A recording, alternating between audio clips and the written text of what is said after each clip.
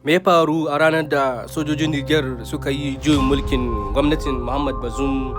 kuma suka hambar da mulkinsa? Sannan kuma sojojin kawance na AES na haɗin kan Afirka Sahel ta Sahara na yamma, shugaban ƙasar Burkina Faso Ibrahim Traore da shugaban ƙasar Mali Assimi Goïta suka yi alkawari za su kare Niger idan har sojojin ECOWAS suka ki shigowa domin dakatar da juyin mulki. Sai da to me ya faru a 24 na ƙarshe kafin zuwan sa'an da sojojin Niger Commander General Muhammad Tchani ya jagoranci sojoji aka hamar da gwamnatin ta Muhammad Bazoum. Jim kaɗan awa 8 kafin hamar da mulkinsa,